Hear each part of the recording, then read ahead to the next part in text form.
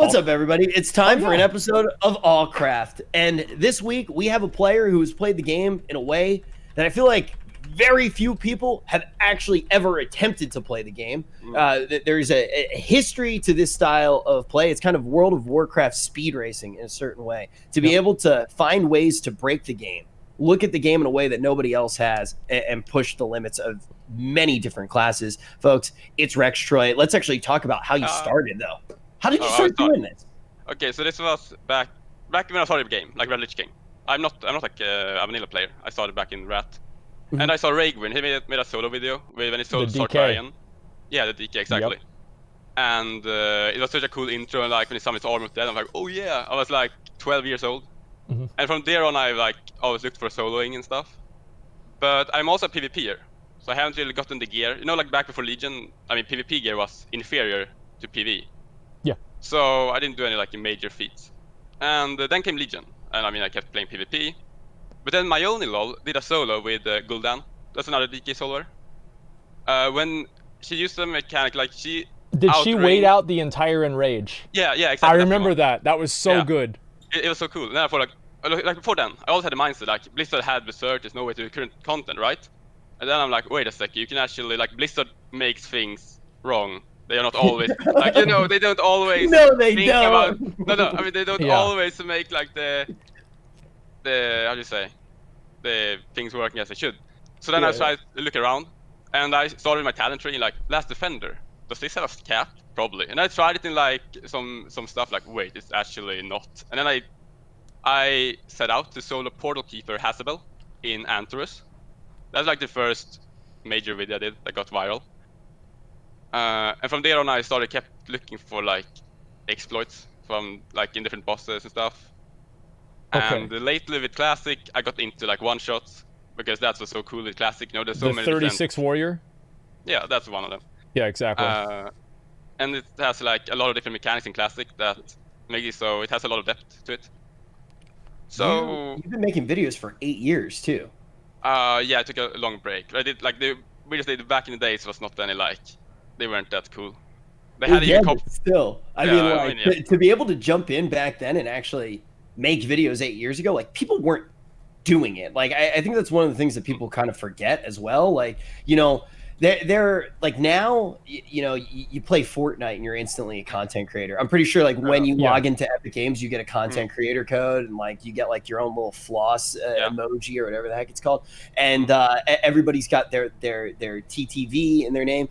Back 8 years ago, it was a very back in the day, it was a very weird thing to actually jump in and make videos. People didn't even know how to do it for the most part. Sure. You just like, what'd you even use? Fraps? Yeah, I use Fraps. Yeah. It's so I mean that's really cool that you jumped in and actually made them 8 years ago. I do want to say one of the things that was really funny to me as well, because I kind of want to start with your process a little bit. There are plenty of things that we got to talk about with it, but kind of your process of how you look at things, because so many times when I watch your videos, I'm like, how the heck did this guy even think of this? Like, how on earth did he figure it out? But then the last video, we were actually joking about it before the call started. In your most recent video, you literally just played an enhancement shaman, but nobody plays enhancement shaman. So that's essentially the weirdest thing on the face of the earth that you could do. Yeah, so, nobody expected it to happen at all. It literally just read the tooltip for the last one. Kinda, and then it got nerfed. So have you ever had, I remember this was, I believe, the exploit that you did with Vectis, and you got in trouble with that exploit with Blizzard. So what happened with that? Alright, so I reported the bug before uploading it to ITSense, like the customer manager. Yeah, or customer support. Yeah, and they got it fixed before I uploaded the video, and uploaded it.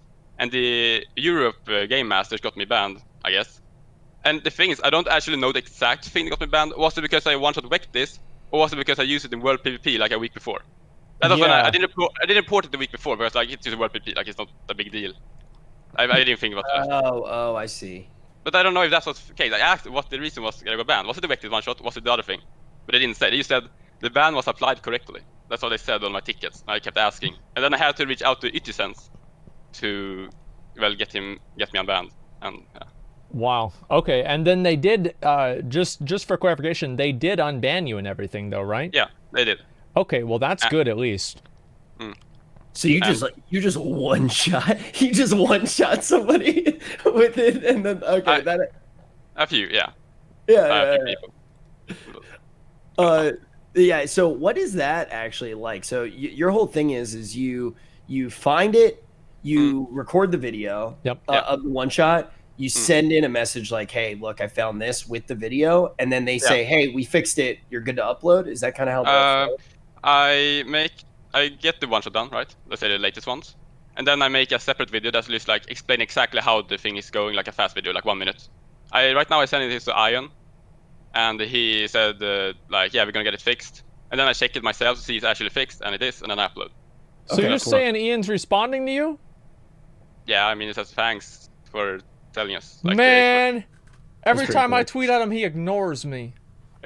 Damn! I need to report more bugs. I guess I think that's what it is. Complaining. You've never been like. Because all I do is complain. Yeah. Maybe that is it. Probably has something to do with it. You never tweeted, "Hey, at Watcher Dev, hope you're having a nice day." Something like, "Oh, store melts." Yeah. Why do you guys always have to do the things I don't like? Yeah, I know, but. So now that you've done a lot of these solo boss kills for Ny'alotha, do you think that there's going to be even more in the future that you've got planned? I mean, I got so much versatility now, so I can probably get one more boss if I do the last offender strat, aggroing the whole place and just killing a boss. I'm pretty sure I can do that. I haven't tested it, but I'm kind of sure. If I'm doing it, I can do it, yeah. Do you think that you can tank and enrage with that?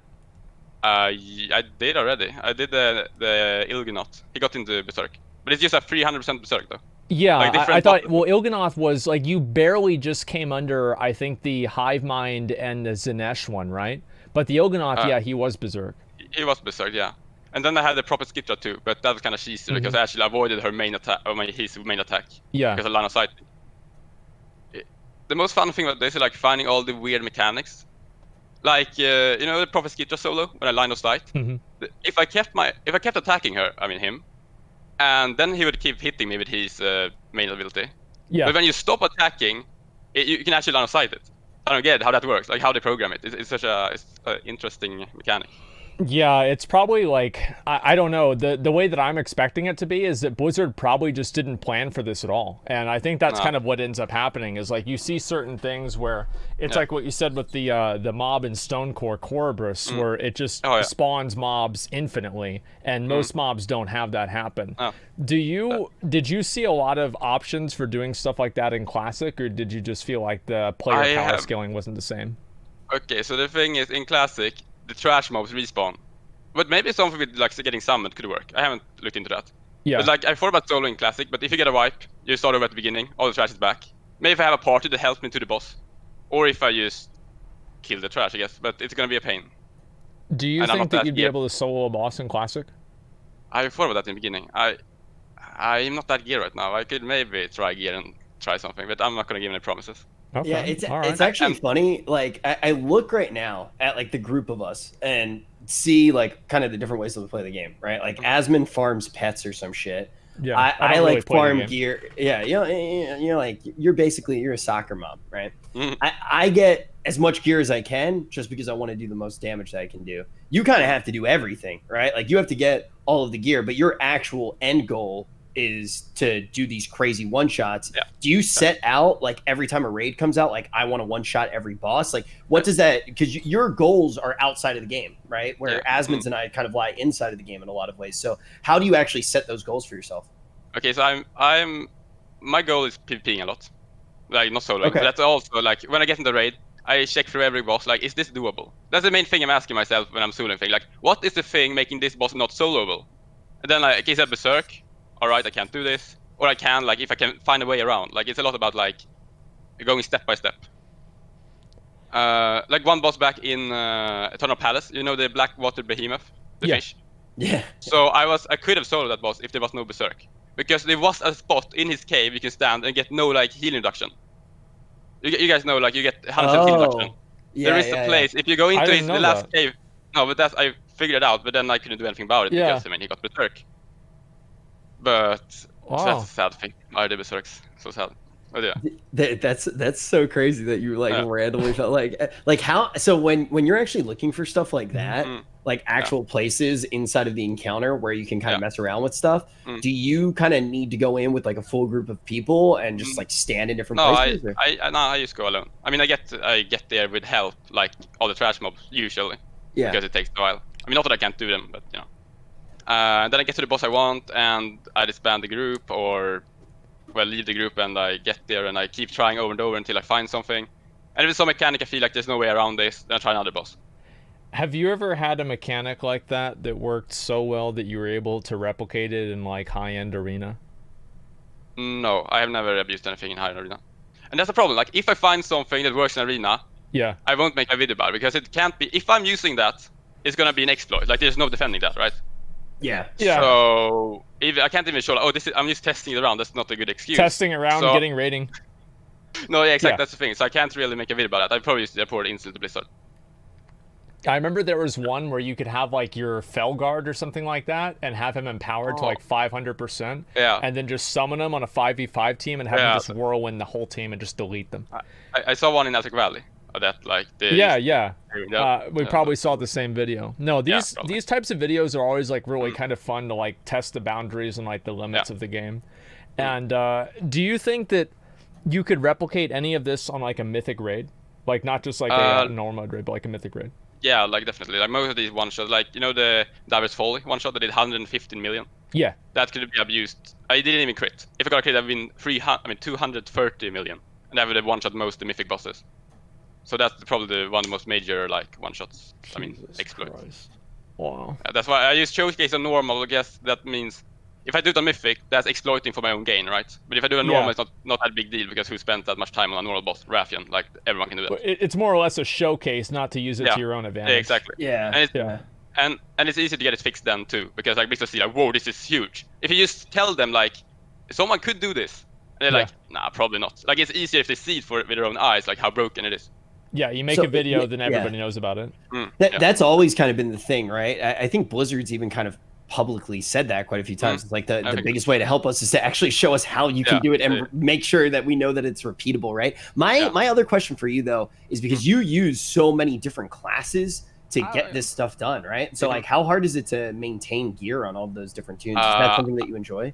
I mainly gear my pally. That's my main. My shaman is not that well geared. It's like 444 or something. Oh, but I got important pieces though. I got important asset traits that buffed my storm strike. I got the badge. I could probably gear a lot more and get the timer to wait, you know, in the stone core down to maybe 2 hours. If I could really maximize like 470 or something. Down to 2 hours. Maybe if I exactly. Yeah. But in classic, I haven't geared that much either because the thing with classic, you can like get, you know, the like for example fire spell power gear, frost spell power gear, and it buffs your damage quite a lot. I mean, back in the Molten Core days, you didn't have to like, even like badly geared, you're still quite good geared if you're going for a single purpose, like one shot. Well, the characters aren't like super OP in the way that they are in retail WoW, unless you've got like world buffs or something insane like that. I mean, or scaling. Yeah, scaling, exactly. Which is like, so obviously, you know, you're talking about how to break the game on retail, but an interesting question is, do you think that you're going to be able to replicate like crazy things like this in Torghast? I feel like the answer is probably almost for sure yes, right? I hope. I mean, I hope so. It'll be fun. I think Torghast is such a nice addition, to be honest, because like I think people really want something they can push like high on their own, like a solo challenge. Yeah. I think there's a lot of solo potential in this game and with Torghast. Especially meaningful solo player content, right? I feel like that's always been the problem, right? I feel like a lot of the solo player content has always been meaningless. There's nothing wrong with solo player content. If you have to repeat it over and over again, and there's no challenge in it, and it just keeps you away from other players, like doing world quests on alts, for example, garrisons, right? Like those things are obviously, I think, detrimental to the game in some ways, but when you look at the idea of having meaningful solo player content where you can actually challenge yourself, but at the same time you can do it with other players. Like I know Asmon and I have done Torghast with each other quite a few times, and it felt completely different, refreshing, and fun. But I'm excited to see what someone like you can actually do when you can just go like ape dick wild. Yeah, it's gonna be fun. For anybody who's asking questions as well about what we were talking about with the shaman, so it was your most recent video, correct? So basically, Rextroy realized that just by reading the enhancement shaman tooltip, which no one's done because no one's played an enhancement shaman since the very beginning of this expansion, that if he was able to stack up, and I'm sure Asmon can pull up the video here, if he was able to stack up as many mobs as possible, use crashing storm, I believe, it's going to increase your storm strike damage, and then you just one-shot something. Yeah, for each mob. So every single mob that you hit made it do 5% more damage. And so how many mobs do you think that you hit there? Oh, I haven't done the exact math. I mean, you can do the math afterwards, but I think it's around 12,000%, which should be about I'm saying something maybe 2.4 thousand, 2.5, something like that. So mobs. I think. Oh my god. This is why you're supposed to pay attention in fucking math class, boys. Yeah. So do you have the alpha? No, I don't. I did sign up, and I probably will play a bit, but I don't want to spoil it for myself that much, because the one expansion I actually played on the beta, that was Wars of Draenor, and it turned out to not be that good. So I'm probably just gonna stay away from. I did the same thing. I remember getting so excited whenever you saw Farallon on the map on the alpha. It's like, oh wow, this is gonna be so cool. Then it is not really. I have a weird question. Have you ever thought about like working in video games? Because you have such a good brain for it. Yeah, I mean QA, that would be kind of fun to work with. Yeah. I should actually look into that, because I think I would fit well with that. Anybody from Blizzard's watching right now. Yeah. Hire this man. I mean, or have you ever been concerned about like losing the fun of it, or have you just? No, not really, because it's always fun to discover. Like that, you're using your brain a lot, like figuring things out. It's like the most fun I've had, I think, in the game for a while. Like finding these things. So I mean, I don't think I will lose that. Yeah, I think it'd be kind of fun to figure them out and then just kind of see what it can do now. And I think that's what the most interesting thing about it is. Yeah, definitely. Yeah, it's so fun to actually get to watch your videos too. And it's just like, wait, what the heck? And then it's also nice too, because watching your videos, you get to see the cool stuff, and you just kind of sit there. You got your notepad out, and you're like, indubitably, and you feel smart. Like I feel smart watching your videos, but I didn't have to think at all. No, that's also a thing. Like I'm, like the meta. Like everyone's all like, this is the one way you're gonna play the game. I try to break that as much as possible. Like there are a lot of things that work, but people are just so stuck on thinking in one way. So you're not exploring other things that can work. Like right now I'm playing double DK and protection pal in trees. We started, but we feel a lot of potential to actually climb. So I hope I'm able to get like Gladiator and make a video of that. Oh, that would be awesome. And and Asmongold, you would need 2.4K, right? You should try it in 2s for the protection pally. Because like I'm playing Fury, I'm playing Fury and protection right now, and it's so face roll. You stack Versa, you don't die, you surg one target. We're at 2.6K MR right now, and I should probably 2.6K. Yeah. Oh my god. I mean MMR. I should probably not the rating. That is insane, man. I have a weird question. I actually haven't asked Ricky or anyone this yet, but is it actually like a little bit easier at the top right now than it usually is, because everybody's just in low rating farming echoes? Like I feel like so many good players are like 1400 right now, just farming noobs for echoes. Right now I've only like done a few arenas every week to cap. Like before, I mean, it was before echoes you had a lot. But I guess so, because I was playing with my friend and we saw teams actually running into you, leaving arena. I mean, a lot of people dropping, so it wouldn't surprise me if that's the case. Yeah, it's definitely like a weird time, but it is also nice to see a real incentive to play, like multiple incentives to play right now. What do you think about corruption? Now that they've added the vendor and everything, how do you feel about it? Right now it's good. It could be better if they actually had everything so you could choose from instead of waiting. It's kind of bad, but it's way better than having it completely RNG. That was so painful, because it's such a huge upgrade. Getting a good corruption or getting a bad one is just what. Yeah, I was a little bit disappointed the way that they handled that. I'm glad that now it's a lot better and you can actually pick out the ones that you have. I mean, you do have like the stupid the vendor thing and like the rotation. That's a little bit silly. But it's certainly better than what it was. I'll say that for sure. Yeah, definitely. And I mean, it's kind of fun to get different builds, even if it can be a bit broken. I kind of enjoy corruptions if they were more attainable, as you said, Hamilton. render all the time. Yeah, now that we're seeing like more stuff with Shadowlands and more abilities coming back, do you think that you'll have more opportunities now that like paladins are going to have and like classes are going to have like a bigger toolkit to try to do like these different weird things? Maybe. They're also removing a lot of things. Like corruptions made a lot of things possible in soloing. With like versatility? Yeah, for example. And like the essence. And there's a lot of, like most of my videos are using the damage done essence. And if they are giving us less tools, like in that way, like broken tools, then probably be a bit less. Oh, you mean strength of the wardens, the rank 3 things? Yeah, for example. Yeah, exactly. Okay. Or the armor boost from Azeroth's Undying gift, right? Yeah. Yeah, I think that's the one with like the axe. Yeah, exactly that one. Like when I got armor and used one shot. Yeah, maybe I should try that then. I mean, you have Fury. You can use 2 of them. Does it stack? Like make it do 1,400%? I don't know. That's actually a really good question. So all I need to do, that's what you gotta do, because every fucking video I watch, the joke is, can a warrior do this? Can a warrior do this? When are we gonna see a warrior one-shot video? And, I can try to figure some fun stuff out. Okay. I didn't realize that warrior is actually by far the most popular class. I never realized that until recently. Like the more that you actually like watch videos and read the comments, usually I don't read the comments. Good idea. And I have been reading the comments. So I learned a few things. I learned I suck.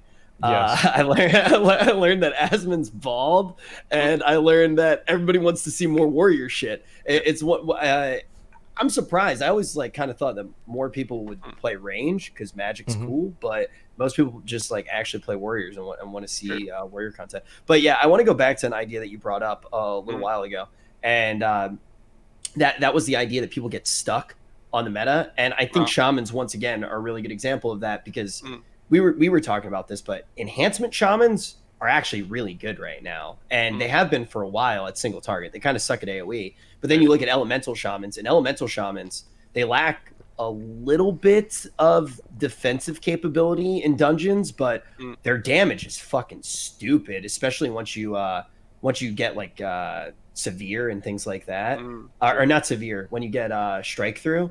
But people don't play it because at the beginning of the expansion, they heard that they were bad. And even after we saw, I guess it was, what was the raid called with the 2 bosses? I actually forget its name right now. Crucible of Storms. Crucible of Storms. When we saw shamans being the key to getting those bosses down because they could funnel single target damage based off of igneous potential and spreading their shock, people still thought that shamans were bad. How do you think that those cycles actually get broken? Because I mean, there are people like you who are kind of breaking some of these notions, and people still think that they're bad because they earned it at the beginning of the expansion. Yeah, I mean, I guess it's a lot of people look up to like content creators to make stuff, you know, like top end DPSers and all, like method people and all. If they're able to figure something out, a lot of people follow. So you need more people to actually try to figure out stuff and showcasing it that it works for people to change the meta. I would assume that. I think that's definitely true. I mean, like, I know some method streamers, they're already getting a question, okay, what's the best class in Shadowlands? Just tell me what's the best class. And it's like the game's in fucking alpha. Like nobody has any idea, but people just want to hear what the best spec is, and then they're just going to play that one spec. And like I don't know if there's ever really a way to like get away from that, but I do think videos like this that just kind of show like a completely different way of playing the game do a really, really good job at kind of giving players that ability to look at it. And I think the cool thing that videos like the soloing videos and stuff like this really bring is they add like a level of depth into the game that players didn't even really know existed. And I think that for me personally, like I watched all the Regwin videos back in the day too. Like if you go watch some of my old videos from back, 10 years ago, it was Asmongold soloing Onyxia, Asmongold soloing other stuff. I did the exact same fucking thing. So I totally understand this. And it adds like a depth of like difficulty into the game that really makes it fun and exciting to do and like overcome, right? And like, so I've thought about trying to solo Mythic Argus or trying to solo, different things like that. And it makes it exciting for people. And I think seeing, different players doing stuff like this in the game, especially with their own classes, which is I think something that really matters a lot, is like seeing your class be used in like this really cool way is going to give players that ability to have like that sense of, I guess you could say, wonder with the game. Like, oh wow, I never knew this was possible, or this is really cool. Yeah, and I hope that like when people see my videos, they think like, oh, there is more depth to BFA than people expect. I feel like the thing that your videos remind me of with BFA is the fact that the game can still be fun, right? Like there were a lot of moments where people had like these moments where obviously they were frustrated with the game. And I think that there were a lot of reasons for that. But I watch your content and I'm just like, shit, there's stuff to do in the game. This is awesome. And I also do feel like BFA, as much as there are still things that obviously I've raged about more than I should have, with the way that the vendor actually rotates, the way that I actually think that the mythic chest is still pretty much Titan forging in all aspects of the game, and I don't like the chest at all. Yeah. But for the most part, you look at the game and you look at the way that corruptions, the way that essences, and the way that Azerite traits all work together, and if you had all of them and you didn't have to obtain them, it's pretty cool. And you can actually figure out a lot of different things. And I do feel when I have stuff on my characters empowered to make choices that I enjoy making. Yeah, true. It's kind of sad. It's kind of sad that they nerfed all the traits in PvP by 50%. Because even like then the bad traits, like they did a blanket nerf back in the day. I mean early BFA. But if they didn't do that, then there would be a lot more traits actually like competitive. But now when everything up by 50%, it's just the same ones, mostly. Yeah, actually, I think that's definitely true. I feel like PvP right now, do you think that it's too formulaic with like the way that cooldowns and like the classes work? Okay, the thing I really dislike right now is how everything is proc-based. You have the cloak, you have Getiku, you have trinkets, you have a corruption. Like, it's just an RNG fiesta, let's be honest. Kind of. That's what I think. I don't know, really. I think that's one thing that almost everybody wants to see going into Shadowlands is a reduction in like the RNG abilities. Have you ever taken like your class's damage breakdown, especially if you're playing DPS and not tank, and just looked at all the abilities and seen which abilities are actually buttons that you press versus just outcomes of buttons that you press or procs? Like for me, it's less than half of my damage is buttons that I actually press. It's insane. Yeah, exactly. It's like when you die, you check combo log, what killed me? Like, I don't see exactly what did it. There's a lot of text, all these things hitting you, and like, okay. But back in the days, it was like, oh, it's a huge lava burst from an elemental shaman or something. Yeah, like, you knew exactly what killed you and exactly what it was. Yeah. You know what else is pretty crazy, and I didn't even realize because I just don't really pay attention to it. But I was playing the other day on my hunter, and I looked at chat really quick, and someone goes, what the heck are all these buffs? And then I looked up at my buff bar, and I actually have... I don't know, bro. I had buffs from the top of my screen all the way down. It's wild how many things you have going on, because you got all of your Azerite procking, you got all your like you have an insane amount of... Do you think that that's healthy for the game as somebody who, you know, actually thinks about all of those things? No, not really. It's just they have so many systems. It's a bit too much. Like traits giving you buffs and everything. Like as you said, it's just a bit too much. And they're like always talking about like, you know, new player friendly, right? Like that's why we don't have PvP vendors. And then they're adding all these buffs. They're probably getting confused if you're a new player, like seeing like, what's this? And you just check your, you know, your buff bar. I think being a new player in the game right now must be so confusing. Like it's probably like you have no idea how, like I think the legendary cloak is probably the best example. And then you have like 8 of these other different systems, and it's like, wait, why do I have to do dailies with these Nazjatar guys? Like, what is this? And like, I actually like the idea of essences and having that kind of stuff, but I just want to see it account-wide. I think that they should make all of those, like, max-level systems account-wide. It'd make it better for me, at least, I'd say. Look at it this way. I understood what was going on because I've been playing the game for a long time, and I'm still watching even when I, like, took my break. But when I started playing my Hunter, and genuinely was working my ass off to get gear and playing 14, 16 hours a day, which did cause me to mauled quite a bit. And I raged quite a few times during the process. But there were points when I'm sitting there and look, it's a BM Hunter. It's not like I'm screwing up my rotation, right? Like it is probably the easiest thing I've ever done in the entire game. And I'm doing like 30K damage and I'm just so mad. But I still understand as somebody who's played the game for a long time. It's like, okay, I'm missing 10K damage for each Dance of Death that I don't have. I'm missing 10K damage because I don't have my cloak proc yet. I'm missing this amount of damage because I don't have my traits. I went from there was actually a day where I went from doing 30k damage single target to just the rotation flipping, the reset happened, and I went from 30k to doing 70k damage. It's like Diablo 3. Nothing dude. changed. Nothing changed. Like, and you now have the my same hunter thing. is like crazy. Yeah. You have the same thing in Diablo 3. Like, you'll be leveling and like you'll get that one piece of gear, or you'll get that thing that kind of completes your set bonus, or like creates this interaction with like 2 different items, and then suddenly you'll be able to go from doing Torment 5 to doing whatever Torment you want. And it just makes your character ridiculously powerful. And I think that those moments are really cool, but I think the problem with like BFA is that the moments are kind of random, and then they also aren't really in the player's control. Like BFA on a fundamental level, if they changed the way the systems were designed and some of the interactions, I think it would actually be a good game. It'd be a good system.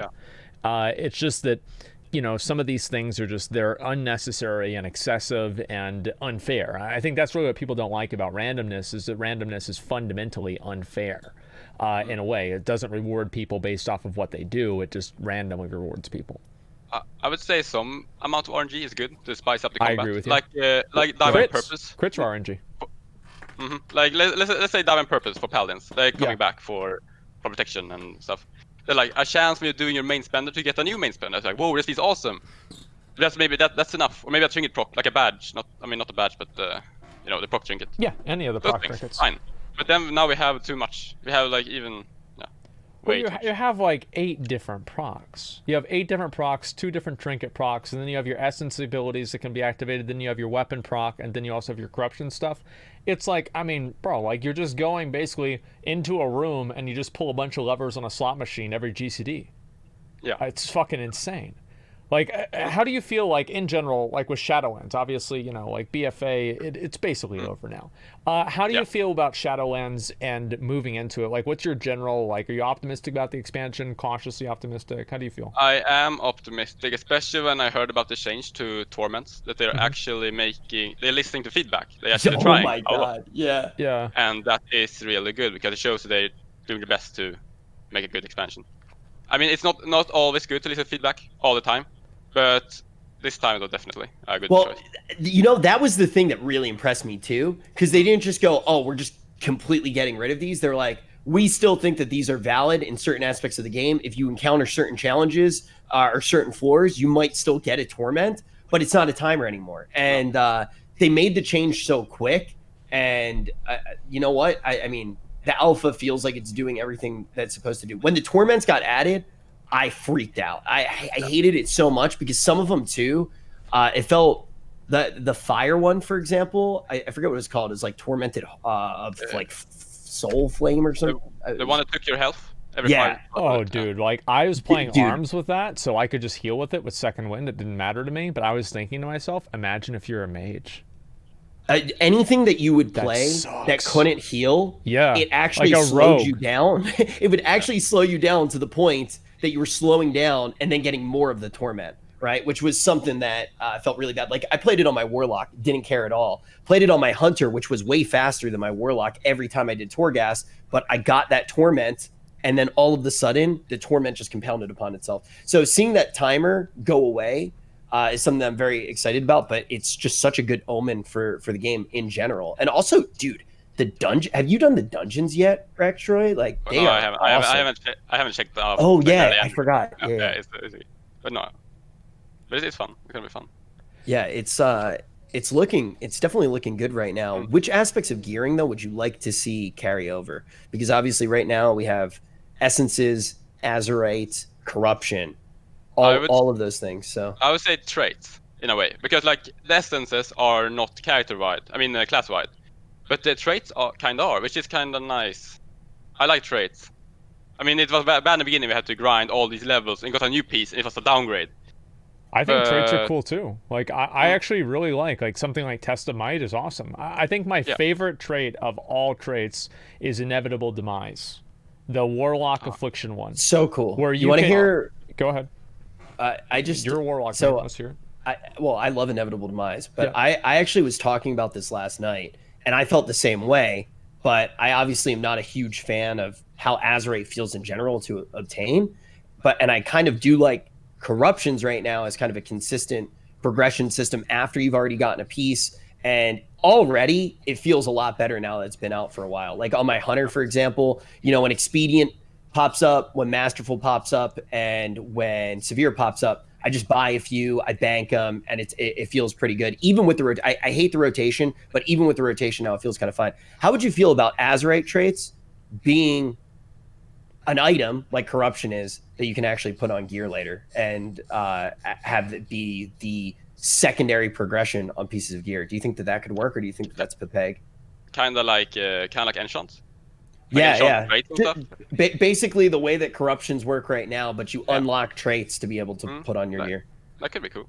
I mean, they have to tune it and all, but yeah, that sounds nice. I think that people who are saying it's too RNG, I mean, the whole point would be for it to not be RNG, right? Yeah, it depends on how they handle it, obviously. Yeah.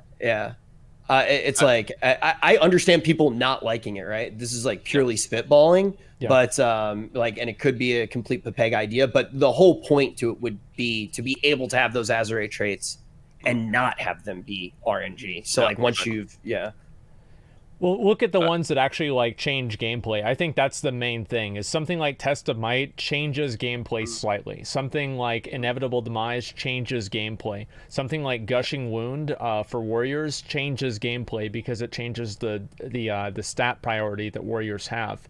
And I think that Blizzard should look at those and then build out of those. What are you saying? Like Mags of the Dead, they're actually taking into Shadowlands. You know, like DKs. Yes, the caster. Yeah, like those things. And then you also look to like essences that are really nice, like the DK one that you randomly summon ghouls in combat. That's a thing I really want to stay because it's cool to feel like some RNG when you summon like, oh yeah, I had this army proc. It's like it feels good as it fits the class fantasy, and that should stay. Yeah, I think that there should be some degree of RNG. It's just that whenever RNG defines your character. It's like kind of, I think that one thing that a lot of people need to understand is that for a lot of us who are talking about how much RNG we'd want to see, I'm talking about having it go from like 60% to like 10 to 20, maybe 10%, not 60% to 0. I think that some should be okay. I mean, look at it this way. I go back to the duel tournament all the time. Nobody was like, man, there's too much RNG in the game when Sidu got fat crits in the duel tournament, right? Like that is exciting. When Sony Digital got the crits against a priest when he's playing against healing stat and won a duel that we didn't think he was going to be able to win because he got a fat crit and he played really well, that was exciting. When Infinite Stars is #1 damage and the way that it's stacked up caused that damage, and I don't even think Infinite Stars is like the worst corruption, right? Because it's so situational. But at the same time, the RNG is a little bit screwy. I just want to see like more things that players can actually control and things that they can go after on their own. In terms of corruption, some people might not like me saying this, but I actually like corruption to the degree it has the non like RNG stuff. So I like the expedient, like stat amp corruptions, I think are actually really cool. And I really like the idea of stat amp corruptions. And I hope that they take things like that and they move it forward into Shadowlands because it creates an extra level of depth and gearing. Because not only are you gearing for, you know, like your character's best items or like best stats, but then on top of that, you're gearing to amplify those best stats even further. And so I really like that a lot. I just go ahead. Oh yeah, it can really help with like if you have a weakness. Let's say you're playing enhancement in PvP, you feel like really squishy. Like I really need more versatility, and I get versatility. Or maybe you're feeling really slow and you need more hate. Like you can really specialize where you want to focus your character, and I really like them, as you said, Asmongold. Yeah. Here's my question though, Rextroy. Do you feel like if that was always in the game, it would get kind of boring? Because I really do enjoy it right now. I love the fact that, you know, I look at my hunter's over 50% crit, like gonna hit the 60% crit mark soon. My haste is super high as well. And then every time that my Dance of Death procs, I have one of the mastery enchants on for when I'm in a mythic dungeon. I literally go to like almost 200% mastery with literally one mastery amp. It feels insane. But if I'm always at 100% crit for every expansion in the future, like, do you think that that's something that could get boring? I mean, it depends on how they balance it. Maybe it doesn't have to be like 12% increase. Maybe it could be a bit less, so you don't always stay at 100%. Yeah. And I think like you still can test around different builds, so I think it wouldn't be that bad. I heard a suggestion, maybe making the corruption an enchant, so you can actually put on the enchant, but you had these negative effects on them. So you have to choose like how much like that's a good thing in corruption, the negative effects, because you have to think like how much do I really want of this, like how much is worth it. You have to Well, it effectively adds an extra mechanic or two to every single fight. Yeah, and it's completely at the player's discretion. I like the idea of corruption. I think that really the only thing I don't like about corruption is the randomness of the procs and the randomness of getting the corruption in the first place. Like if they had brought out corruption without like the random proc stuff and just have it be basically enchants on gear, I think that a lot of people would have received it pretty positively. At least I would have. And yeah, if they did it every single expansion, it would get kind of boring. I think that it would. But, you know, they had, somebody in my chat even mentioned this, they had Stat Amp and Siege of Orgrimmar. You guys remember the trinkets that you got from Thok? And I think there was another one from Immersius for casters. Good point. Yeah. Really good point. And like we had those, and I remember getting that trinket. Oh my God, you felt that, man. And that was really cool. So maybe they could have like different things that do increase your stats. But I think like further customization and specialization into what your character can do is like really important. But like at the same time, it's important to make sure that there isn't just a one far and away best choice. So like for PvP right now, everybody's running verse pretty much, or at least like a lot of warriors are running verse. Yeah. And it makes it kind of boring. But if there was like a crit build and a mastery build and a verse build and like a haste build, that would be really cool. I heard some haste builds are popping up. Sorry, I had a yep proc moment. That was a Freudian slip. But I've heard a few of them are popping up. But for the most part, let's look at it this way. Gushing Wounds existed as something that people were building. And Ineffable Truce was a thing that people were building. And those both got nerfed. So, and I'm pretty sure those nerfs are already live now. Ineffable Truth didn't get nerfed. They didn't they rework They didn't go through with it, actually, Rich. Yeah. They were going Wait, to. really? They changed their mind. That makes me happy. It's one of the most interesting corruptions. Okay, what did they change it at all to, or can Pally's just As far as I know, they didn't change anything, right? I mean, it's not perma-stun. You need to actually get it proc. I mean, you stun a lot during that time, but when you don't have the Ineffable True proc, and I think it's at 1 ppm, but so I don't think it's a bit. I'm surprised they didn't give it the same treatment they gave Tentacles, where they just make Tentacles unable to proc, you know, more than 12 seconds of each other. Yeah, give it the tentacle treatment, exactly. I would love to get that myself, but yeah, I'm going to say this is completely a bunch of people are probably going to at me right now, but corruptions are the reason I'm playing the way that I'm playing right now. It feels next level beating the game when you do get the corruptions, and I have gotten frustrated at quite a few moments with the vendor in particular, embarrassingly so. Like if I could go back in time and like calm down, like I very much react with emotion and screech and cry like a bald baby, but then I calm down and I actually think about things and I understand where I'm actually at. I'm embarrassed that I react that way, and then, you know, come on ALLCRAFT every week and talk about something with an actual sane head on my shoulders. But corruptions are the reason that I'm playing the game. I love getting the corruptions. I love looking at a character and thinking what build I'm going to go for. And some of the characters I'm actually building with not the best build, but it feels fun to me. And I look at every class right now and I know how I want to build it, and I want to do that before the expansion's over, and it feels really good. I want to get to the point where I have so much versatility that instead of taking damage, I get healed. Like I want it, like if you, I want that to be like a certain point where like if you go over 100% versatility, all damage that you take is actually now healing. And like I've done this, I've gotten very close to it. And the funny thing about this is that like there's so much like character development that I can do on my warrior right now. It actually makes me want to play the game. So I have to do, I have to get my visions done for my sockets and my gear, and I also have to get my corruptions for the gear too. And having those goals that I can work towards as a player is something that makes me want to play the game, because I know that at the end of that, I'm going to have a 40% passive versatility warrior that's never going to die. Like I fight people in arena and I just RP walk at them while they're just shooting at me and just going crazy. And I'm not even taking any damage. It's fucking funny. And that's the kind of stuff that makes the game fun. Now, obviously, the problem with that is that it makes it boring and like high-level arena. Of course it does. But there needs to be an alternative to that isn't just stacking Twilight Devastation to like 15 and then just hoping for a proc and one-shotting somebody in arena. Like, you have to have like a counterbalance to that. And I think that's really what Blizzard needs to work on in the next expansion, Shadowlands. True. Like, maybe you can only cap it like, you can get 3 of them. And then you have to get some other corruption, so you can't just keep stacking. You know what's interesting? The second that I said corruptions are the reason I play the game, I feel like most of chat said corruptions are the reason I'm not currently playing, and I totally understand that. Yeah. And I'm curious how both of you guys feel, because it is an overwhelming endeavor, right? When I think right now about what I need to do on all my alts, I need to do more chores than I can't even clean my room. Because that's why my room's so messy, by the way, because I need to do dailies on so many different characters. And Asmon, I'm sure you feel the same way. Yes. You need to go around, you need to get your coalescings, then you need to actually go in, you need to do those visions, your cloak's slowly ranking up. It takes weeks and weeks and weeks, not even to mention if you're actually trying to get those malefic cores.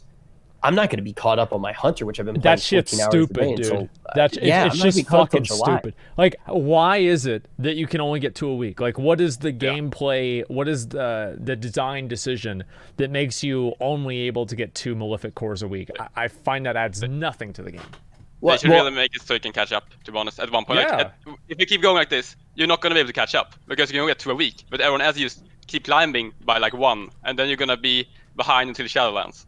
Yeah, so, every other week you're somebody a week behind. told me, and I just trusted them. But they basically were like, "Yeah, you'll catch up by the end of July," and that's like, something to look forward to. Yeah, and the thing is when those goals are so far away, I think my biggest takeaway from this expansion is you feel very powerless when, even if it's broadcasted, when you're time gated and not effort gated, it feels really bad. With like conflict and strife, for example, is one of the ones where it's like, wait, like, okay, so I just log on and cap. And I also do want to say with the corruptions, I'm curious if it's a time investment thing, because when I look at the game and I say, okay, I can get these corruptions because I can play 14 hours a day, and I'm obviously in a very different position than the average player with that. I go, I can do this. I can get 5,000 echoes over the next couple of days and be able to get the corruption. And when other people look at it, I think they go, this is too much. I'm never going to be able to do it. Do you think that there's a sweet spot potentially, Rextroy? Yeah, you know what the sweet spot was? I want to answer. Sorry, I didn't know you were going to No, you're fine. You're fine. If the sweet spot would have been if they had released the fucking vendor whenever 8.3 came out. That would have been the sweet spot. Problem fucking solved. That released the vendor. If you had released the vendor, everybody would have gotten all of the echoes that they needed by now. And that would have been it. And just make them account wide so you can transfer them over to the characters or something like that too. And it still would have felt it still would have felt really decent too when you got a piece that was good, right? Because it still would have moved you forward a little bit. So there would be some exciting moments with the RNG. You don't have to go after that one. Exactly. Yeah. It's like getting a piece early. The one thing that I will say with the system, though, the only change that I really think it could use, I think for 5 mementos, you should be able to change the rank of the corruption, because this is at the beginning. Like, it's something that's in the rear view mirror now. It doesn't really matter as much now because you can actually buy stuff. But the whole interesting idea behind the ranks to me was like, okay, I have this corruption budget, I'm going to push it as far as I feel safe.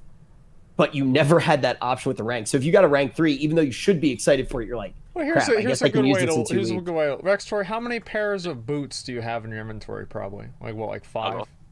A lot, because I can't delete them, because I need them. Never know. If I find a good, and I need the corruption maybe sometime. Like, oh, that's the dumbest fucking thing, dude. I have like literally like 11 pairs of leggings on my character. I have more pairs of leggings than I have pairs of pants in real life. It's fucking ridiculous. Yeah. I have every bag is filled with gear still for me. Yeah. I think you should be able to save the corruption. Like, you cleanse them, but you still have the pattern or something, and you can use it later onto your gear. So you withdraw it from the gear, and then you can apply it later on? Because now, like, okay, I have a full Versa build, and I want to play with Ineffable Truth. and I can't really like. I need to find a completely new gear set to do that. So it's like grinding the gear all over again, kind of. Suck the corruption out, like when you're when one of your boys gets bit by a rattlesnake. Yeah, something like that. Yeah, exactly. Nothing That'd be perfect. Nothing wrong with sucking the venom out. Yeah, and then you could actually get the crystallized corruption maybe in your bags. I mean, definitely a fun thing to mess around with, thinking about things like that. Overall, I think we kind of all agree that the corruption's definitely in a much better spot right now, though, than it was. I'm just glad that they're doing more things like that. I mean, Rextroy, as a PvPer, I do have kind of like a more niche question. How do you feel like Blizzard's handled RBGs recently? Ooh, RBGs. Yeah. Is RBG alive? I mean, I don't follow RBGs that much. No one does. Not even Blizzard. But they had a plan for a 6v6. What happened to that? Someone know? I don't think anybody knows. I think that they made it a brawl or something like that, and then nobody really does it a whole lot. I feel like RBGs are kind of it's like you know how Harry Potter was just like living underneath the stairwell and nobody gave a shit. That's pretty much where they're at. It's sad. Hey, but Harry Potter had a pretty good comeback arc. We're waiting. Right. Yeah. RBGs like invited to Hogwarts and start blasting off. Yeah. Like a 6v6 would be fun, honestly. That would be like, you can get your close friends, and you can go just keep running rating. 10 can be a bit many sometimes. It's like coordinate. Yeah. Or why not bring back 5v5 or something like that? I don't know why they got rid of that. I honestly have no idea why they removed 5v5. I think that some of the times, so you know how they made Ashran so Ashran was really laggy, and Blizzard solved the lag problem by just lowering the amount of people that could be in Ashran. Yeah. And I think that's also going to be a big issue, like going into Shadowlands, is that making sure that these systems don't just scale themselves up to some ridiculous number, because it feels like now, I mean, we've literally had enough power growth inside of one expansion to require a stat squish for just one expansion. Wow. True. That's too much. I really wish they fixed the lag, honestly, because that's one. I used to do a lot of 40v40 events back in the day. Not like 40 anymore. DKs, but no, exactly, because it stops working. You run into them, you like stand there for like 1 minute, then you do one spell, like whoa. Here's the thing, right? Is we did the you know how you can get the tanks to buff each other up with like the strength of the wardens. Yeah. So we brought 40 tanks, and we were gonna go to Silvermoon, and like I was gonna take this shit like, you know, like the Spartans versus the Persian army with like all of the viewers and everything, and it would have been really cool because they would have all had to stay together, and like it was so awesome in my head, and the game just was not having it, man. And I think that a lot of that, by the way, is probably having to do, maybe I'm completely wrong about this, right? I'm not an engineer, but I think that it probably has to do with the hidden scaling system, which, like, I mean, you made a video about that. I mean, how do you feel about like the hidden scaling system and how that goes? I don't like scaling. It just you want to see what I'm doing on my screen, not like they're literally lying to you. Yeah, pretty much. Yeah. Like, I get why they add it, but I think it's just better if you're badly geared, you might die, sure. But still, even with the scaling, if you're badly geared, you still die. Unless you find some exploit stuff. You just die slower. Yeah, kinda. Because now it's just not the gear, it's like the neck is like, you know, good azurite. There's a lot of other things you have to grind. Yeah, there's too many things you've got to grind out, man. That's the main problem that I've got right now. I actually, my main problem is slightly different. I do think overall, all second, like for the most part, I don't like blanket rules with World of Warcraft, but I think secondary progression systems should be account wide. I think if something like the cloak was account wide, that alleviates a lot of that stress and allows people to, you know, play the game more, raid more, PvP more, and actually be in the environment playing with other players. Makes the game better for legitimately everyone, people who want to alt and people who don't want to alt. But Rextroy, we talked about something before Asma was in the call. We were talking a lot about homogenization of classes and how we felt about that. What's your kind of take on class design right now? I just feel like a lot of classes are similar. Like, okay, Fury, let's say Fury for example. Fury, Frost, Enhancement, a lot of like, they do damage, but they don't really have any, like, they don't feel that unique. Like with, back in the day, you get hit by a spell, like Storm Blast from Enhancement, like, whoa, it hits so much. You knew that. And now it just feels like, they don't, it's hard to say, but they don't feel the same. That's the same thing with procs. Like, procs are making classes just, everyone has the same procs, the cloak, get Tiki, for example, for melee. corruptions. It's actually a really good insight. I've never thought of it like that. So the procs and all of the different secondary things make the classes homogenized? Yeah, kinda. It's a big reason why. If you had no, think of having no procs right now. Yeah. Would it feel like you would actually? It would feel the gameplay would be slower, I guess, but still would feel more like. Well, it'd be balanced for not having the procs. It's not like you wouldn't have damage. You'd just be doing the abilities that you had your stuff built out of. And I think that'd be really nice. I agree with you kind of with scaling. I don't really like scaling or multiple difficulties. Like multiple difficulties, like 2 are okay, but like beyond that, it's a bit much. Okay, the one thing with scaling, I tried out with my friend. I had a badge that gives you passive something Versa, like 220 maybe. I took something damage from him. I upgraded my badge 5 eye level. I got like 1 more Versa, right? And I took more damage with a better badge than with a worse one. Because of scaling, like my eye level increased. Yeah, gave me more damage taken because the trinkets and trinkets don't increase your stamina, so it's just a mess. Oh boy. I don't really know what's the best pieces anymore. Like I'm thinking maybe good asset traits, like high asset pieces. Here's then, like, how you can tell that no one knows what the best items are, is that people pay for raid bots premium because they have to run their character through a mathematical simulation to tell if something is an upgrade or not. Yeah, imagine running a simulation when we all live in a simulation. Am I right or am I right? Yeah. But I've had raid bots forever. I don't think this is the thing that like forced me into raid bots. But now I just don't even know what I'm running with half of my sims. Yeah. Like I actually ran. I had like multiple tabs open.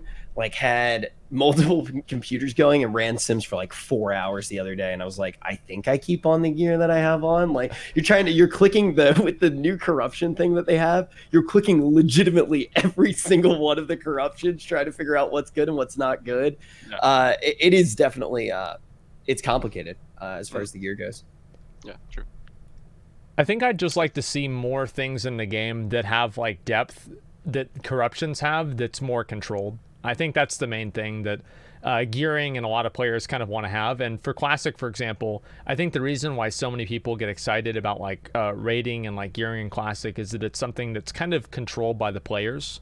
And that seems much more exciting and like enjoyable than just kind of waiting and hoping that you get something good. Yeah. It's boring. I kind of want the old talent trees too, or a mixture, like with the Cataclysm. Yeah. Because there is actually a lot of depth to it. Sure, if let's say you PV, you want to maximize damage. Sure, there will be one build you're going for. Mm-hmm. And if you want to maximize survival, there will be another build you're going for. But what if you need some damage, some survival, like in PvP? Then you have to think for yourself, like, okay, how much of this do I need, and how much? Like, I like the old talent tree more than I like the new one, I would say. Personally. The thing with the new one that I think is good is that you can change it for different situations, and I think that there should be both of them, honestly. I really like having the old talent tree because it gives people a sense of progression while they're leveling, but I feel like at this point Blizzard has kind of just given up on having leveling matter. Like it seems like it just doesn't play a part in the game at all.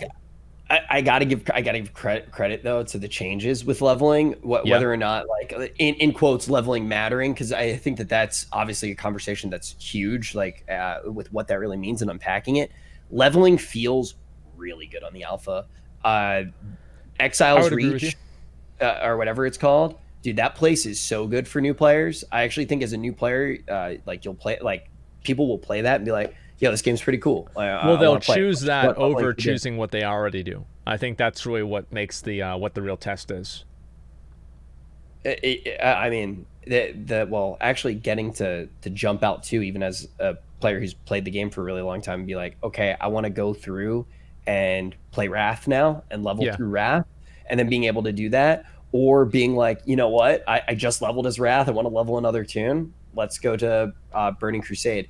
I think that is something that will make leveling fun again for a lot of people. It's also not as long as it used to be, which I think is probably good with the current state of the game.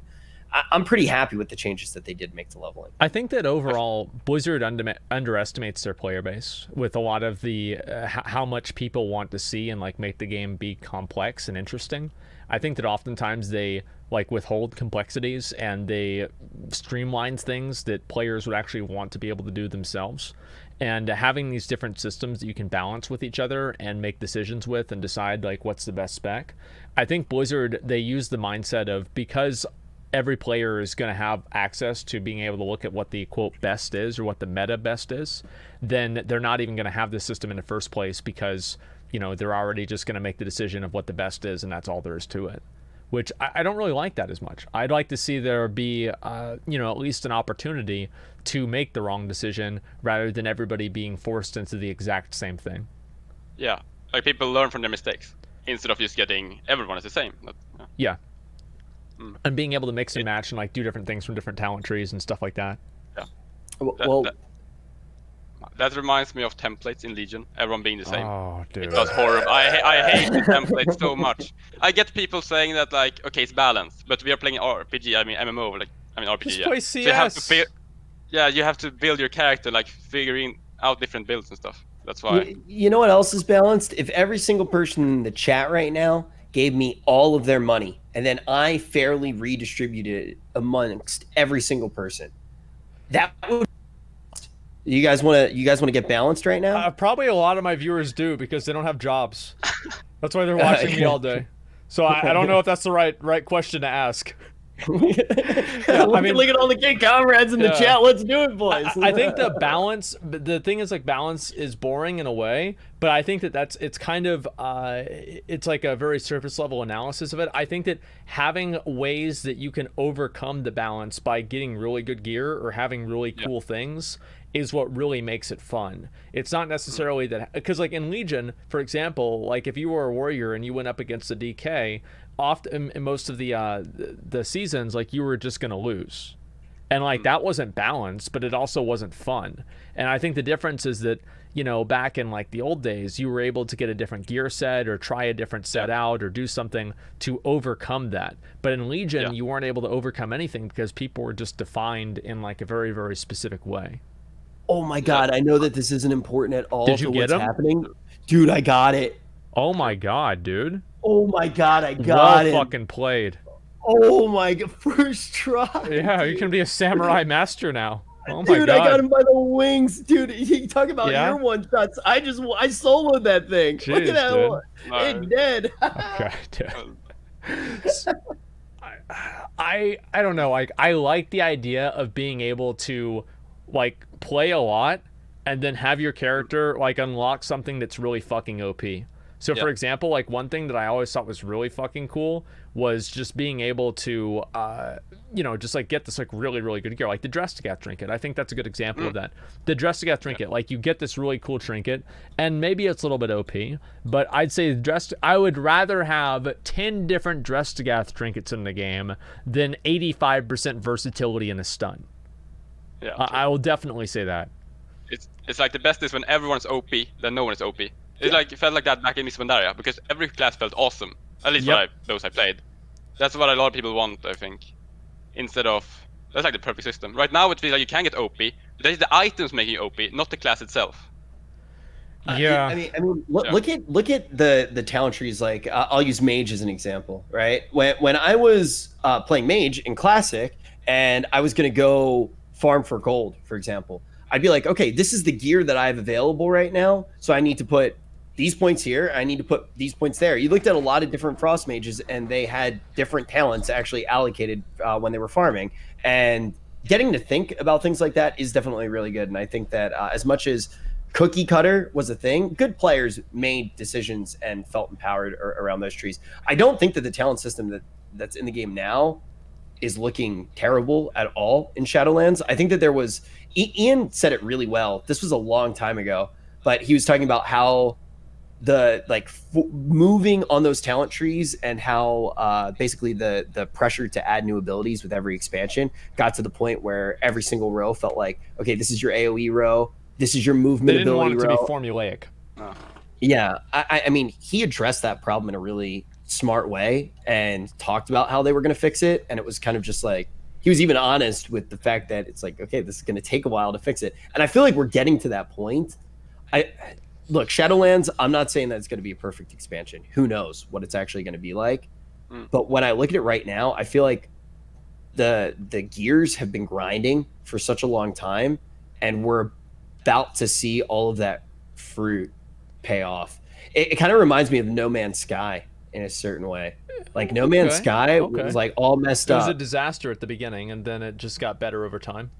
They went dark and they worked on stuff, and I feel like we could have that level of a redemption arc in Shadowlands right now. Except the game was never as bad as No Man's Sky was, right? No. Even with it being bad, it wasn't No Man's Sky bad. No. I'd like to see just like, again, more character customization and like things that players can do to like have those opportunities. And like with PvP gear coming back, I really hope that as a PvPer, the main thing that you do to get gear is PvP. Like that seems, I think it's gonna be both. I doubt we're gonna be used PvP to get gear. I have a feeling we're gonna be having to do Mythic Plus and stuff. Oh yeah, a little bit of that is okay, like a trinket or two, or maybe like a, like I'd say if more than 4 of your items have to come from the opposite like gameplay, I think that's too much. But a little bit of mix and matching and being able to kind of like fully optimize your character by playing everything in the game, I think is something that's really cool. I like that actually. Yeah. One thing I really wish they worked on too is like how fast they're buffing talents that are unperforming. Let's say for DK, for example, Gargoyle versus Unholy Friends, like no one picks Gargoyle. It's so like they should have buffed that way back. And back in the day, everybody picked Gargoyle. It was baseline before. Was it really? Was Yeah, it for Unholy? I thought it was a talent. No, Unholy had it baseline for a long time. Okay, all right. Well then, yeah, I guess so. I mean, it was a talent, but like last talent on the tree, and then we had it baseline for a while. Right? Yeah, it was. I think it's the same thing. Like for Warriors, for example, there's a number of talents that Warriors have that nobody fucking uses. Nobody uses those talents ever. And it's like, why is this even in the game? Like like why not replace it with something cool or something interesting, or at least make it something that is a cool utility. Like even if you don't want to balance it, just make it a cool utility. And like the talent just doesn't do anything for the whole time. I actually don't play Warrior enough to speak to that, but I think I'm gonna start playing Warrior a lot soon. Like I need to play melee. I've only been playing ranged right now in BFA. It's taken me forever to catch up, but I think Warrior, dude, watching Warriors execute at the end of every single expansion just makes me so mad. Like I actually get so mad that I can't do it. I'm like, I know that bald warrior on the other end is pressing one button, and I was #1 on the damage meter, and now all of a sudden this idiot's ahead of me. Like it makes me get so mad every single time, dude. It always makes me want to play warrior, and that type of class envy I think is really good. I do think that's really strong, because I'm probably gonna play one. I'll probably like roll a Tauren and be like Harry Mongold or something like that. And great. Like, look, I'm a Harry Asmongold. I bet he wishes he had this much hair. And dude, I actually feel like I can make even more fun of you now that I'm bald. Okay. I feel like I have all the power now. Because you can't just be like, oh, your hairline sucks, dude. Yours is worse than mine, dude. Just shave it off, dude. I already did. Your turn. So now, I don't really have anything that I can say back because you're already bald. There's nothing I can even do. Your turn, bro. Yeah, exactly. I don't know, man. It might be soon. If we get a Scourge expansion, it might be the case. Rextroy, do you pay attention to lore at all in the game? Yeah, a bit. Yeah. What do you think about a time skip after Shadowlands? Ooh, good question. It depends on how they do it. Is it gonna be like 100 years in the future and Asgard just taken over by the old gods? Maybe. I mean, it could be cool. One thing I really want is for us to actually lose. Kinda. We keep winning over and over. Like, oh, you're the Astros champion. You do everything. You're the best. I really dislike that. It's a little bit boring, you know, because like you're the champion, you always win, and then you have the new challenge, and it's like, well, what challenge? I thought I always win. Yeah, can't like Horde burn down Storm and we lose our capital or something, and maybe the same today as like something huge, it's game breaking or game changing. I think that they do have to change the way people just like play the game every day. And like now the Classic is out, I feel like they have a lot more options to do that, because it's like if you want to hold on to the way the game used to be, you can just go back and play Classic exactly the way that it was. And now that we have that time capsule, I'd really like to see them move forward with the game and actually do things that are unique. I agree with you though. I think it'd be really fucking cool if Blizzard, you know how in Shadowlands the players are trying to convince the NPCs that they're not dead? What if that's because the players are actually dead? Yeah, I heard that similar theory. Yeah, and we find that out like halfway through the expansion, and it's actually like N'Zoth won the fight, and Azeroth has been overtaken or something like that. I think that'd be really fucking cool. Like part of me thinks like, I mean, they don't have to change everything because like some like zones are like cool, like you have nostalgia, right? But then when I think back, like Cataclysm ruined most of this nostalgia, so why not do it again?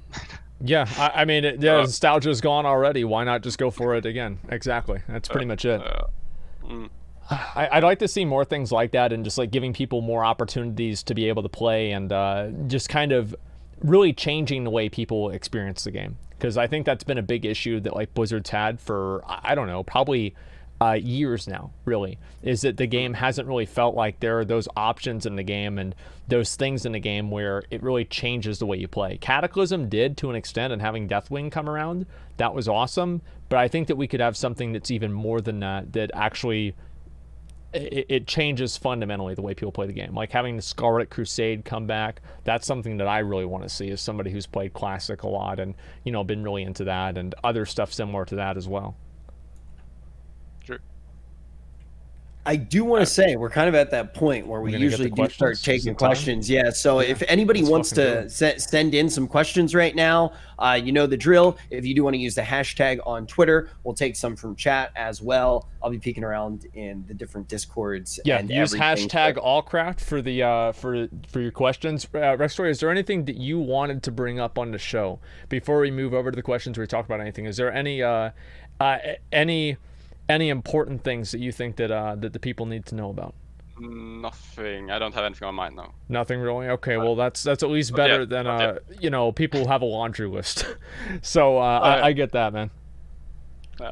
All right, Rich, you want to pull some up? All right. Yeah, I'm gonna start looking for them right now. Got my reading spectacles on. I hope they do a time skip though. Like honestly, I want to see them. Like I think that like WoW right now is kind of boring in a way. Like the story is kind of boring, expansions are kind of boring. I want them to do something that just like completely flips the board. Yeah, that's what people are looking for. Like a complete new adventure, kind of. Yeah. Like people want like every new expansion, like it's something new, but then it ends up like being. But is it really new? It's a half dozen new zones and a new raid. Like okay, dude. Like we've seen this before.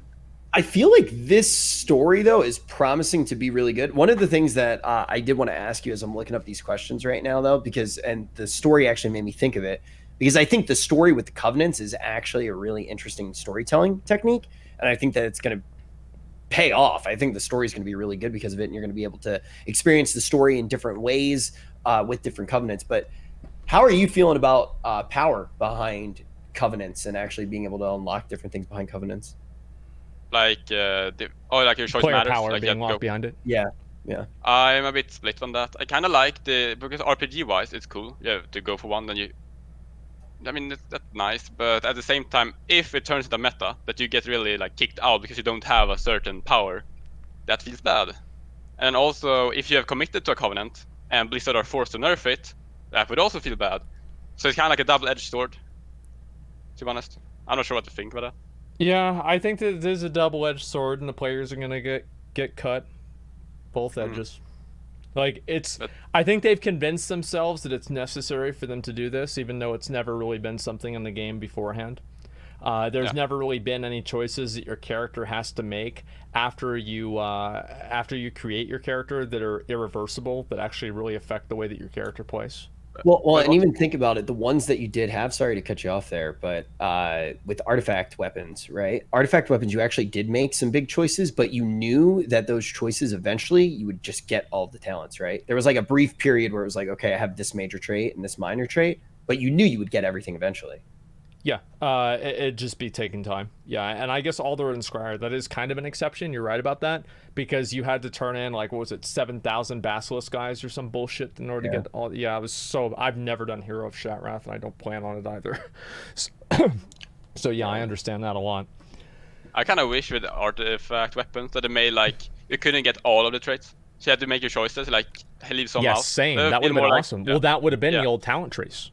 Yeah, exactly. I mean, effectively. I really wish it was that way, but it wasn't. So I liked at the very beginning where you would have to make your decision. It's like, okay, do I want to go with this? Do I want to go with that? And just be able to make that decision. I like that a lot, and I hope that Blizzard actually does that. And next time they add in some secondary progression system, I think soulbinds are kind of going to work that way. I'm not really sure yet, though. I don't know how much of the systems has come out yet.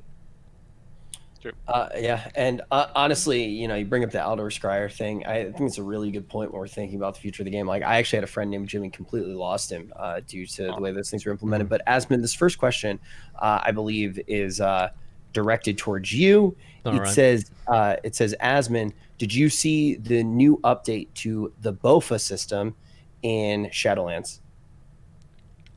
BOFA system. BOFA D's nuts.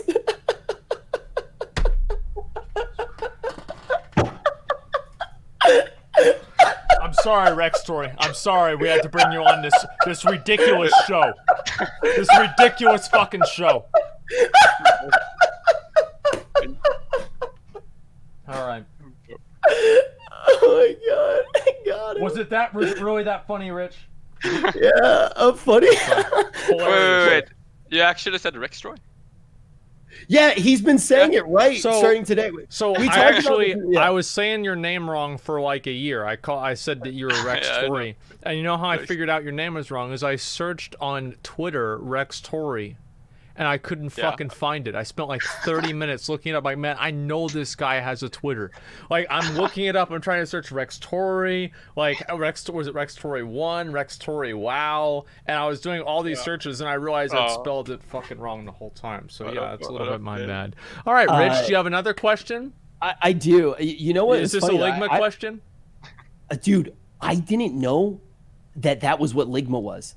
I actually didn't get it until like 4 days ago.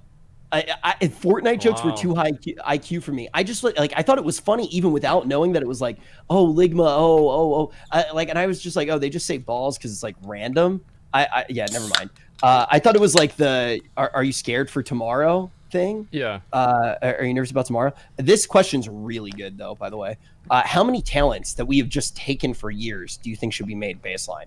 I think that's a really good way to place it, right? Because there are quite a few rows that it's been expansion and expansion. You just take the same talent every single time. Why is that a choice? That's a good question. Great fucking choice. They just buff the ones that are underperforming. Either buff the ones that are underperforming, or make baseline, or just make them baseline. Like if 95% of the player base is just going with the same fucking talent, just the best for me to make them baseline and add more, because that's more choices is always better. Hell yeah. That's the thing that I feel like with Shadowlands is like I like getting my old abilities back, but like the main thing that kind of hurts about Covenants is knowing that there are going to be 8 new abilities in my game that my warrior can use, and I can only have 2 of them. I want to be able to use all 8 abilities regularly, or be able to make decisions between them. And I think that's something that like every expansion, I know, like, I mean, you probably had like that one ability, like probably Avenging Wrath or something like that. Whenever you saw Avenging Wrath, I was like, oh man, this is fucking awesome. Or for me, it was Bladestorm. Like Bladestorm and Titan's Grip. Like that was whenever warriors became warriors. I really miss Sacred Shield for Paladin. Like for protection. It was cool. Sacred Shield. The absorb. Oh, it keeps refreshing the absorb, second. Yeah, that was really nice. Especially in Red Lich King when it was really strong. I remember that because I would never be able to kill Paladin healers in Arena. I remember that very well. Yeah. What's I mean, that's a new Blessing of Kings, but that's used for Retribution, and it's not that strong. Yeah, they've tried to repurpose a lot of them with like different names. I don't like that. True. I don't know why. Why do they change the name on them? Like, why not keep the original, the one everyone knows about? It's the same as they had like Recklessness, and then they had Battle Cry. It's like, what the hell is Battle Cry? Yeah. Like, just call it Recklessness. That's what we've called it forever. Yeah. So this question is basically asking, it's talking about the idea of the overinflation of item level because of all the different difficulties and devaluing old raids. And it's basically asking what the solution is. Like, is the solution cutting out those old, like the multiple difficulties, or is there another solution that you could have to keep other raids valuable and make the power creep not as dramatic? I think that not having Titan Forging anymore is going to help. That just alone is going to help. And then also not having other levels of gear RNG like sockets and stuff like that will also help. but the main way is just cut down on the raid difficulties, or at least make the growth between the different raid tiers smaller. So instead of 15 levels, make it 7. And the problem with that, obviously, is that just cuts in half the motivation that players have to do harder content. So I just hope that they just take the difficulties to 2 with like maybe some optional hard modes, kind of like Terrace of the Eternal Spring, or obviously Ulduar or something like that. I think that'd be ideal. 4 is a bit too much. Like Raid Finder, normal, heroic, mythic. They have to do something about that. I think every raid should be relevant for the entire expansion. I don't like how there are raids, like multiple raids in this expansion, that are just completely dead. Like there's no reason to do Old Deer besides transmog and like achievements. Sure. There's like they play no purpose in the game. And I think that for like a new player, going from all of those different raids and going through those different raids is probably a better experience than having to just like refarm visions over and over and over. One thing I really liked that they did though in BFA is a lot of items have this unique effect. Like Mechagon, the dungeon, have a lot of like the rings with a set bonus. Yeah. Asiatar, Eternal Palace had a lot of different items, like Diver's Folly. Stuff like that. It's kind of interesting. They are trying. It feels more classic. I don't know. Even like Hyper Red Wrist Wraps, for example, like they're such a cool item. Yeah. But there are definitely still tweaks that need to be made, right? Like I think like one of the big things is like look at Harlan's Dice. Harlan's Dice is really good right now, especially with all the different amps that you can have. Like a lot of the different specs are running pretty much an amp for every secondary besides versatility for dungeons. So it's like Harlan's Dice is nutty because you're getting, just a crazy amount of extra effect on it.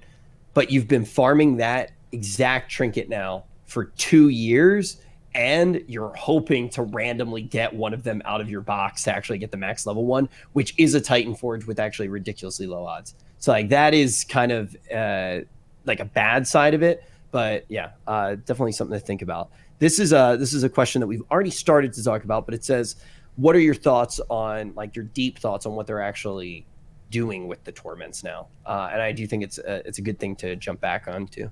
All right. I don't know, Rextroy, like since you haven't had a lot of alpha, like do you have any opinions on that? I like what they did with the tournaments, the new things. Like no stress, like no timer. That's great. People can let people take their own play in their own pace. I think like we all have Mythic Plus, right, for the timer. So why not and the Island Expedition is also a kind of timer. Like it's nice to have something you can actually like play in your own pace.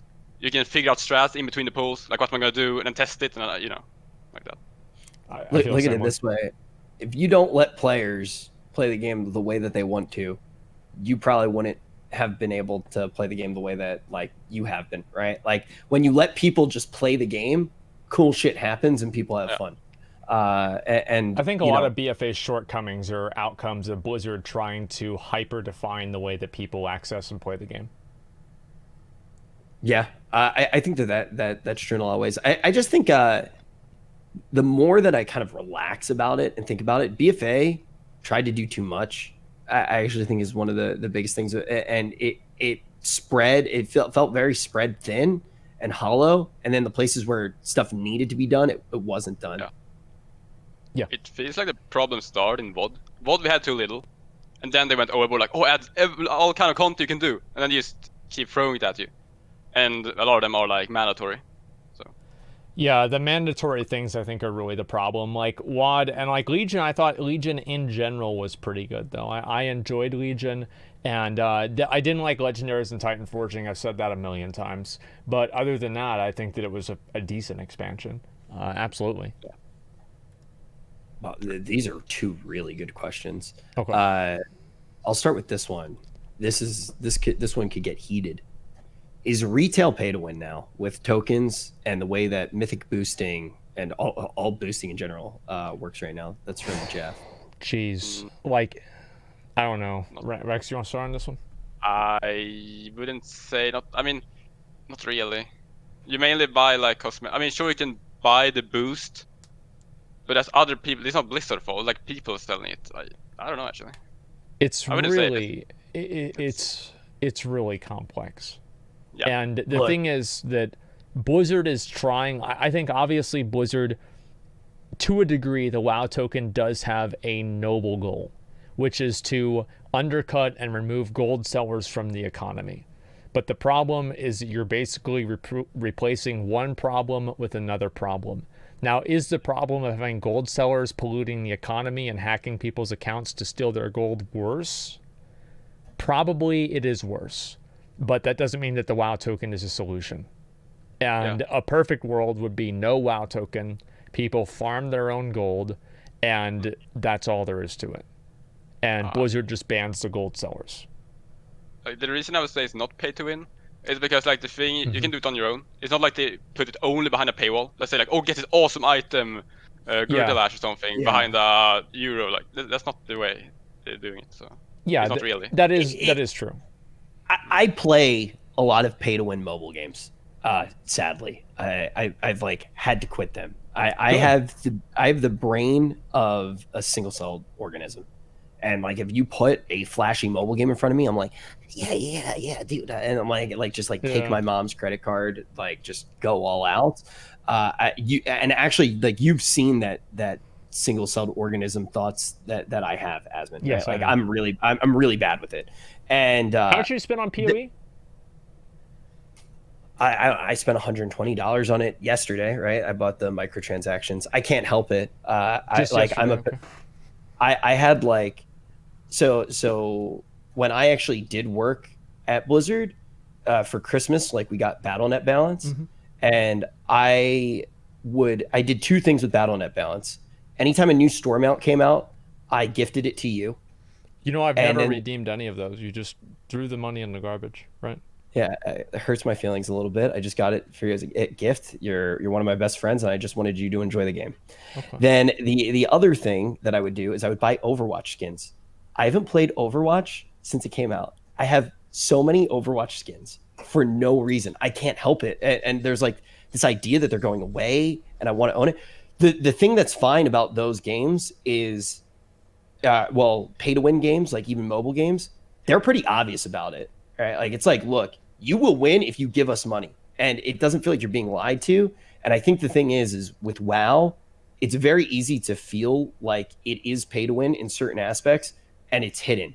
But I don't think the developers are trying to do that, right? Like I don't think that it's actually set up to be toxic. I think corruption got out of hand, and I think boosting is a behavior that the tokens, like Asmon said, is actually trying to fight against and make it safe, right? Because people were probably doing way worse activities beforehand. I told you about that. Did you hear the story I told? I had a friend of mine. His name was Johnny in Cataclysm. And I remember a 1 hour like interrogation that Johnny did on this other guy, pretty much to get him to put a $20 bill in an envelope and to mail it to him with the fucking postal service. So Johnny would carry him an arena to 2200. Okay, untraceable. It's just this dumb ass shit. And so you can see why Blizzard's gonna want to cut down on that. I understand it entirely. Yeah, that sounds like a real sin, man. Yeah, Johnny, man. But I think that it's a very difficult thing to figure out because I do think the WoW token prevents people from straight up getting scammed, even though they're breaking terms of service. So it's kind of like if they get scammed, like fuck them, dude. But at the same time, I do think it tries to protect the player base, and boosting just I don't know. It's replacing a big problem with a smaller problem. Yeah. It does feel rough though, and it prevents people from getting good and actually increasing the amount people of player have base, always bought boosts. Like I sold boosts in Cataclysm. It's always and like people sold boosts. Like there was remember bear boosts? 10K for a bear run. 10K for a bear run back in ZA, the first ZA. What's the next question? This one is, do you think Ulduar is the template for future raids? And Throne of Thunder. Throne of Thunder is super good. Yeah. I think Ulduar, when you do look at Ulduar, anytime things that feel like Ulduar creep back into the game, they feel incredible. I mean, even look at Mechagon. Like that last boss on Mechagon, dude, that took people a year to get down, right? I mean, bad players, but I mean, it took them a year to get it down, and it was still something that was difficult because of the way that the mechanics actually did work. And eventually those people got it down, and they probably felt good. call outs incoming. Well, can't elude my targeting systems. You know, some of them don't actually really try and do it, you know, because it's not really that big of a deal if they do it in the first place, right? But yeah, who cares about pixels? Am I right? Yeah, just drag out the content. Yeah, exactly. Yeah, keep things exciting. But yeah, I don't know. Like, what was your favorite raid, Rextroy? Mine? Yeah. I sort of say I mean, Uldor is really good. ICC I liked. I didn't play the earlier raids when it was current content, so I started in Lich King. True.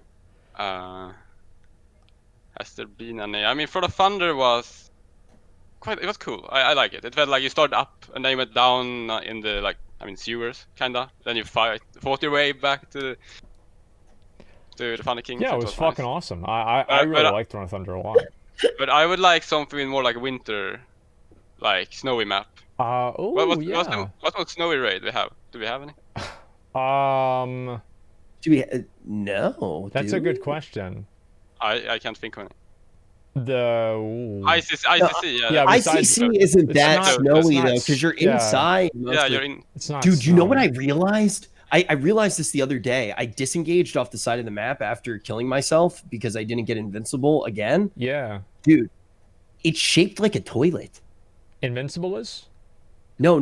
The throne, the actual throne, is legitimately a toilet. Oh, Jaina is snowy too in Bod. And that's awesome. But like the whole raid isn't. Yeah, no, it's legitimately. I will show you during the viewer call-ins if we do a run. It is actually shaped like a toilet. That's actually true. I never even thought of that. There's probably a clip of it somewhere. It is literally a frozen toilet, dude. It's wild. I did not notice. I've been playing. Does that mean Shadowlands gonna be shit though?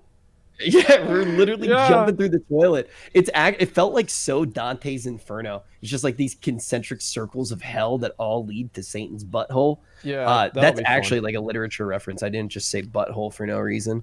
This is the best question that we've ever received on ALLCRAFT, by the way. Are you guys ready? Yeah. What do you think of caring from a role-playing perspective, though? I love the idea of some rich goblin hiring heroes to take them on adventures. Honestly, I love it. Like, from a role-play, it makes perfect sense. Yeah, it makes sense. Yeah, actually, yeah. Like, unironically, that's a really good analysis. I love it, man.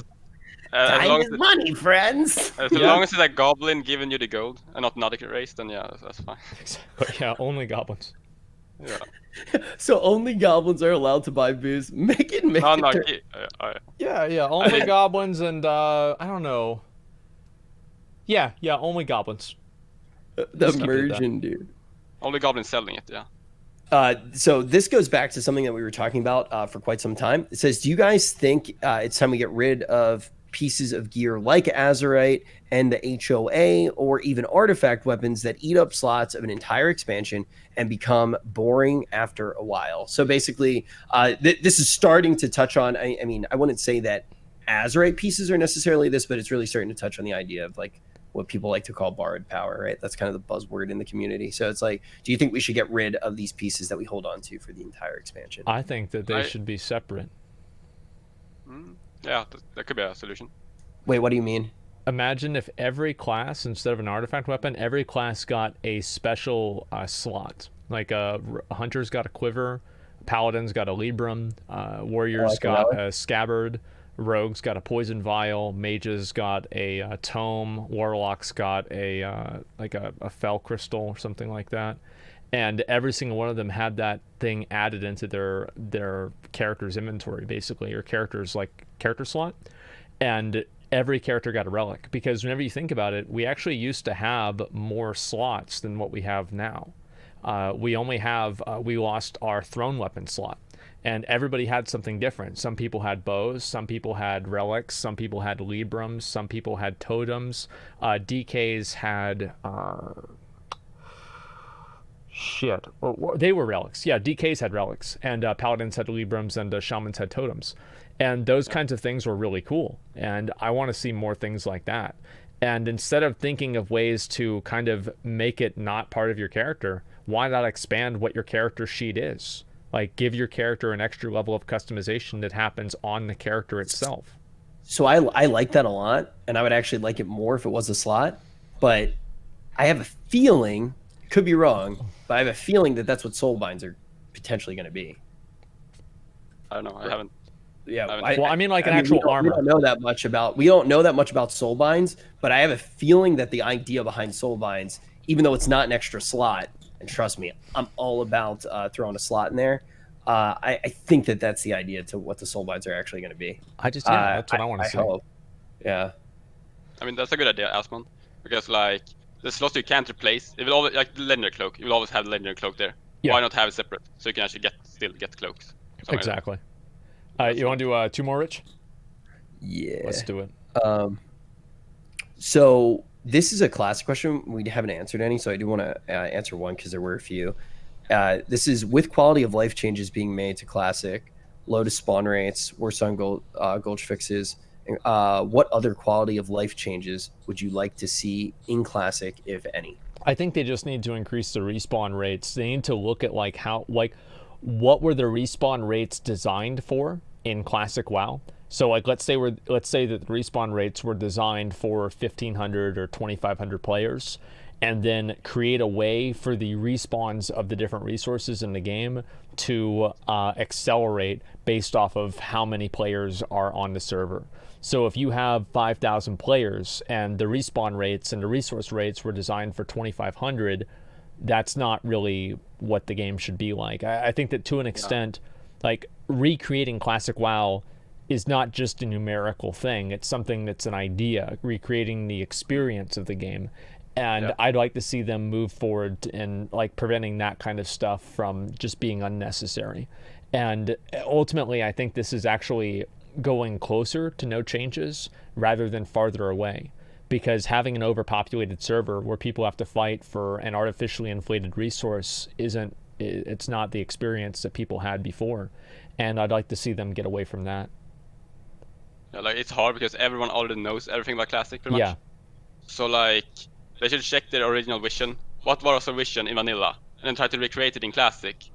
Like every fix that should be aimed at the things are not intended to be played this way, and it wasn't that way in real vanilla. Then they could do something about that. It's like about perception, right? Yeah. It's like making changes to make it feel like there are no changes. It's a very hard thing to do, but that's a good point. So this question is something that we've gotten quite frequently. It says, what if the Horde and Alliance fight against a third faction? No. The player base is already too split. True. But what if they... the player base will be a problem. At least if they separate raiding for all the 3 factions, they're going to be a nightmare. I think if they were going to do anything, what I'd like to see is 4 factions. I'd like to go back to Warcraft 3, and then just have the factions have alliances. So, for example, you'd have like the Night Elves and the Humans. Like before, that was the Night Elves and the Humans were 2 separate factions, and the Undead and the Horde were 2 separate factions. And I'd like to see kind of that maybe happen. I remember whenever the Wrathgate cinematic came out, and I saw like the Putrus like throwing the bombs, and it felt like the Undercity was rebelling against the Horde. I actually got really excited because I thought that we might get a 3rd faction. But at this point in the game, I think that things are so formulaic that with faction transfers and stuff like that, there's going to be no reason or incentive to go to that 3rd faction. And if they imbalance the 3rd faction to just make it really OP, I think that's just going to get more, frustration from the players. Doesn't really add anything good to the game. Go ahead. It would be cool to spice things up with another faction. The problem is like, let's say they have a faction that's evil, right? And people are playing that. Yeah. Wouldn't they have to like balance it so the evil doesn't always lose? Or maybe that would make it boring. Because right now, that's the problem with the story right now, because you can't really have one faction winning. Everyone must be like, oh, you lost this, we lost that, like, it's a bit stale. So, if they added more faction, they would have to do something about that, in my opinion. So, I think the solution is to create, for the 3rd faction is all crossbred races.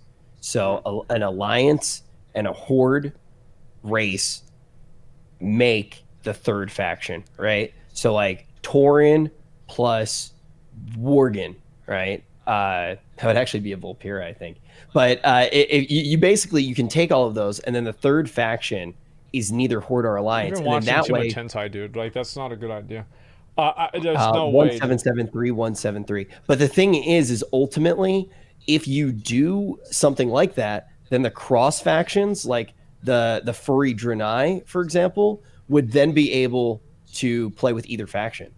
Maybe we just have them play with nobody because you don't put them in the game. How about that?